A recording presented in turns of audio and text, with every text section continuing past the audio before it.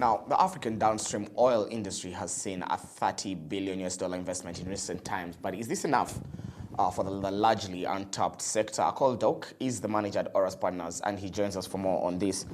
Akol, very conversant when it comes to this oil situation. $30 billion has been committed. We've seen growth across various refineries, Dangote refinery in Nigeria.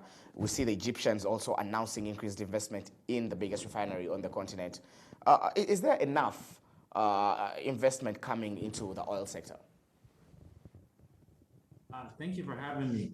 I think that there's not enough investment coming to the African oil industry because now there's an increased pressure by the climate change initiative to have African countries cut back their carbon footprint and transition to solar.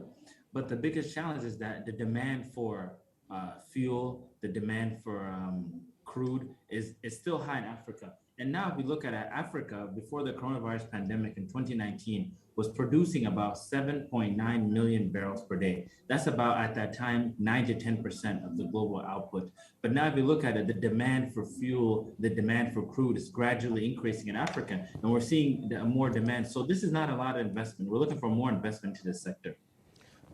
Talking about that investment, when you look at countries like Algeria and Uganda that have recently announced major oil exploration targets and also have seen a bit of FDI come into them regarding that potential.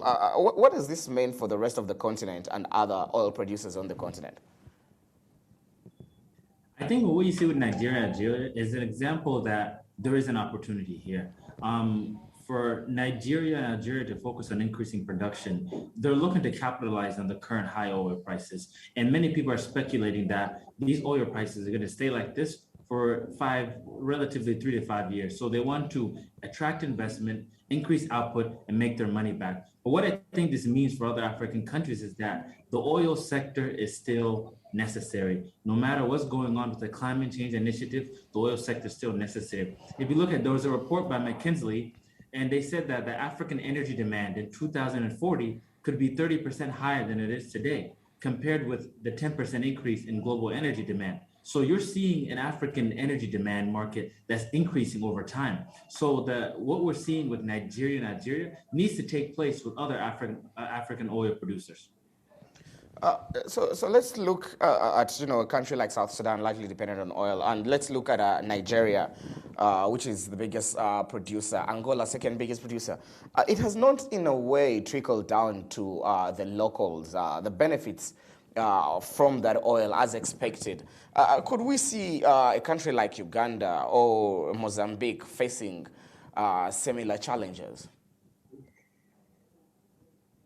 Well, I think the biggest challenge of if you talk about the oil trickling down, the benefits, is not necessarily, this is an economic situation of the country. If you take a country like South Sudan, what has impeded South Sudan's economic development and economic growth has been conflict. And the conflict that South Sudan's been facing, being an independent nation, growing pains, and that's really affected it.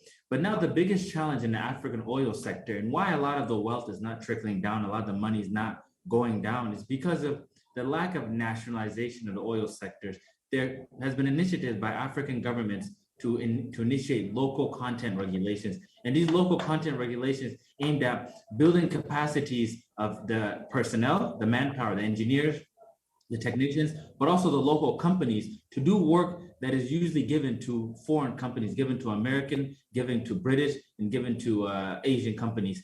But the push should go further. African countries should find a way to ensure that they run their oil sector themselves, because the money that is given to the governments are royalties, and these royalties are per the agreements that they have with the operators. And this money goes to the treasury, and the treasury uses to fund the government. But to create wealth, you need more players in the market. You need more African players to engage in production, exploration, development, and various service contracts, like what you see with Dangote. A national, a Nigerian who's doing a refinery. We need more of this across Africa, and we need more African companies as opposed to Europeans, Asians, and Americans.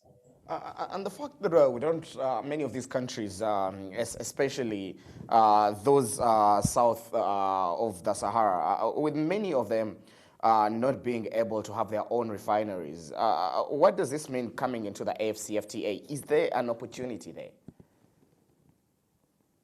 It's a great opportunity because if you look at it, Africa is, as we speak, is a net importer of crude relative. Because if you look at it, you do produce a lot of crude, but if you're importing all of your fuel, you then have a deficit. Like if you look at East Africa lacks a refinery. Like now, South Sudan is the largest oil producer in East Africa, but South Sudan doesn't have a refinery. And if you're to have a refinery, it could satisfy the markets of East Africa. Ethiopia has the second largest population in Africa. You have Kenya, a growing economy, Uganda, a growing economy, Tanzania, a growing economy. But now this has to be challenged and this has to be discussed, as you said, at the African Union, at the African level. But the obstacle to this is logistics, is infrastructure, because you can have a refinery and you can have fuel, but how do you transport it across the continent? Like now, Dangote's refinery, how can he transport it to South Sudan? Can he transport it to different countries in Central and East Africa? He cannot, due to logistics. Therefore, people are going to opt to buy crude from Indian and Chinese and Middle Eastern refineries because of this logistics. And this is a conversation that has to be had in Africa. We need infrastructure, we need roads to transport and increase intra-Africa trade. Before I let you go there, Akol, when you look at a country like your own, South Sudan, and when you look at the benefits or lack of from the large oil deposits in the country, what could be done differently from a leadership perspective to attract more FDIs, to set up even your own refineries? I think that the biggest thing South Sudan needs mostly is financial and technical support. And if you look at attracting FDI, it shouldn't be just bringing people to do something for us. It should be bringing people to help us establish a foundation. And then when they leave, we're able to stand on our own 2 feet. You can call FDI like training wheels. And these training wheels, then once we're able to ride the bike ourselves, we can then let them go and move forward. What South Sudan needs is they need investment in the upstream sector, particularly in the areas of enhanced oil recovery and the areas of exploration and development. If you look at exploration, development, and production, South Sudan has a lot of blocks now. These blocks are active and they just need investment, and these investments are going to take time. And then South Sudan also is already producing crude in 2 different states and in 1 administrative area. What you need is you need investments to build refineries in this area and try to focus on, number 1, satisfying local demand for fuel. Before we think about exporting, we need to think about satisfying our local demands. If we're able to have a refinery and ensure that South Sudan no longer imports fuel, that will save us a lot on hard currency that is leaving the country to import fuel from the neighbor.